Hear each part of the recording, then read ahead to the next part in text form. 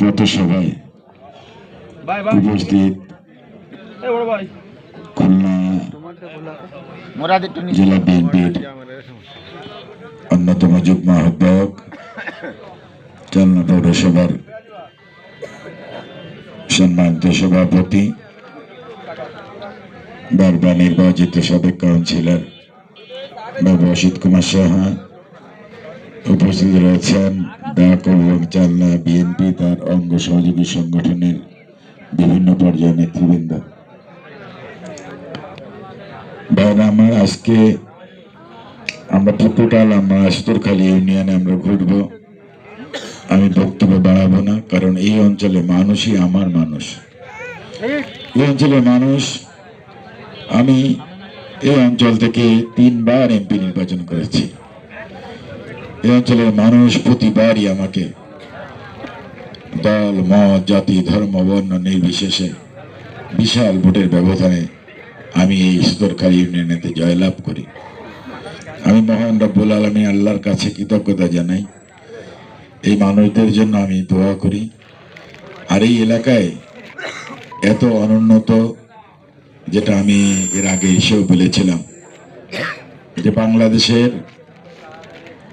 কোনো প্রান্তে যদি কোনো পরীক্ষা হয় আর আমার এই এলাকার মানুষদেরকে সেইখানে প্রশ্ন আসে, কোশ্চেনে, যে কোন এলাকা সব থেকে অবহেলিত, সেখানে নিঃসন্দেহে বলবে আমাদের এই কামারখোলা এবং সতরখালী ইউনিয়ন। এখানে না আছে রাস্তাঘাট, না আছে ভালো চিকিৎসা সেবা, না আছে মানুষের চলাচলের ব্যবস্থা। বর্ষার সময় মানুষ কাদার জন্য হাঁটতে পারে না, আর বর্ষা চলে গেলে একটু শীত মৌসুম বা গরম পড়লেই ধুলার জন্য মানুষ রাস্তা যেতে পারে না। একদিকে সুন্দরবন, আর একদিকে নদী কুমির, আর একদিকে আমাদের সাথে বসবাস। একদিকে যুদ্ধ করতে হয় বাঘের সাথে, আর একদিকে যুদ্ধ করতে হয় কুমিরের সাথে। তারপরেও পেট চালানোর তাগিদে মানুষ সুন্দরবনে যায়, বাঁচার তাগিদে নদীতে মাছ ধরতে যায়। কত মানুষ আমাদের অঞ্চল থেকে বাঘে খেয়ে ফেলেছে, মেরে ফেলেছে, কুমিরে মেরে ফেলেছে। একটু বেশি পানি হলেই আমার এই এলাকার ভেড়ি বাঁধ ভেঙে যায়, বসতি পানির সাথে বিলীন হয়ে যায়। আজকে আমাদের এখানে প্রয়োজন টেকসই বাঁধ নির্মাণ। টেকসই বাঁধ নির্মাণ না করলে আসলে এই অঞ্চলে মানুষ বাঁচতে পারবে না। সেই সাথে রাস্তার উন্নয়ন আমাদের করতে হবে। তো আপনারা আমার জন্য দোয়া করবেন। পূর্বে দিনের ন্যায়ের থেকে আরো বেশি করে মানুষের কাছে আপনারা ছুটে যাবেন, মানুষের ঘরে ঘরে আপনারা ছুটে যাবেন, প্রত্যেকটি ভোটারের কাছে কাছে আপনারা চলে যাবেন। তারা যেন সবাই, কে দল করলো, কেউ দল করলো না, কে কোন দল করেছে, কে কোন দল করেনি, দেখার বিষয় নয়।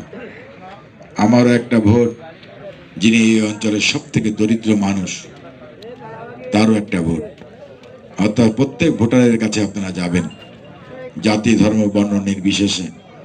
আমরা জানি সতরখালী ইউনিয়নের সকল মানুষের ভালোবাসা অর্জন করে আমরা ধানের পক্ষে ভোট নিতে পারি। এই কাজটি করতে হবে। আল্লাহর রহমতে আমি নির্বাচিত হলে আপনাদের কথা দিয়ে যাচ্ছি, এই রাস্তার উন্নয়ন হবে, টেকসই বাঁধ নির্মাণ হবে, এবং সেই সাথে আমাদের পার্টির ভারপ্রাপ্ত চেয়ারম্যান রাষ্ট্র মেরামতের নির্মাণের, বাংলাদেশে নির্মাণের যে 31 দফা দিয়েছেন, এটা বাস্তবায়ন হবে। আমাদের প্রত্যেকটা মানুষ এই অঞ্চলে, আমাদের মান্নান খান বলেছে যে পর্যায়ক্রমে দরিদ্র পরিবার যারা রয়েছেন ফ্যামিলি কার্ড পাবে, যে কার্ডে চাল, ডাল, তেল, পেঁয়াজ, রসুন, মশলা থাকবে। যাতে তার আর না খেয়ে থাকতে হবে না।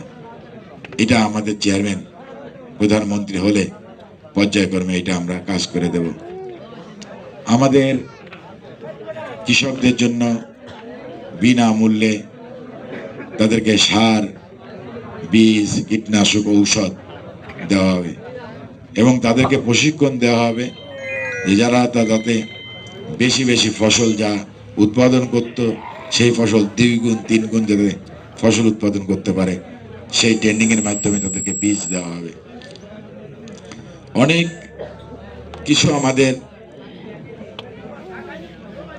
বাংলাদেশের মানুষের জন্য করার ইচ্ছা রয়েছে। শুধুমাত্র আল্লাহর রহমত, আপনাদের ভোট পেলে আমরা সেই কাজগুলো করতে পারবো। আপনারা সবাই আমাদের জন্য দোয়া করবেন, আমরা যেন সত্য ন্যায়ের পথে থেকে মানুষের কল্যাণে কাজ করতে পারি।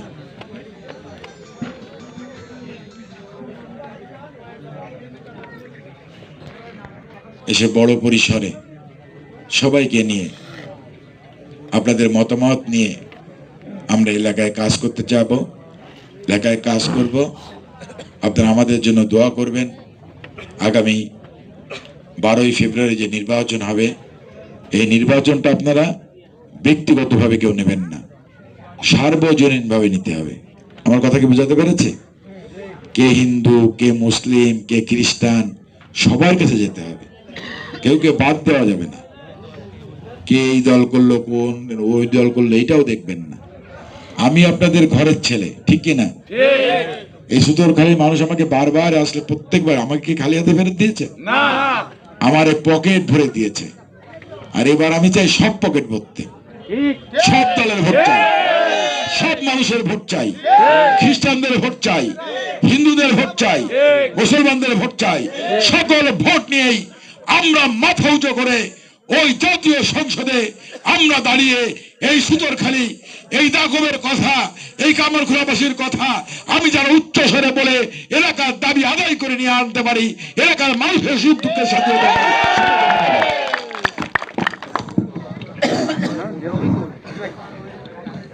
করার চেষ্টা করছেন।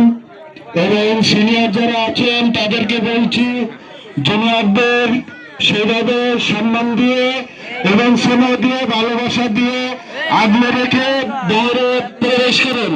আলম সাহেব তোর ভাব ভালো না। সম্মানিত এলাকাবাসী, সুতোরখালী ইউনিয়ন বিএনপির এই 6 নম্বর ওয়ার্ডের একটা দাবি ছিল যে মাঠ ভরাট করার জন্য অনেক জনপ্রতিনিধিরা এখানে এসে প্রতিশ্রুতি দিয়ে গিয়েছেন। আমরা বিএনপির পক্ষ থেকে বলতে চাই, আমির রেজাজ খান নির্বাচিত নির্বাচিত হওয়ার আগেই আমরা এখানে বাড়ি ভরাটের ব্যবস্থা যদি করে দিতে পারি সেটা আমরা চেষ্টা করব। আমাদের এই ওয়ার্ডের যিনি সভাপতি সেক্রেটারি আছে তারা আমাদের সাথে যোগাযোগ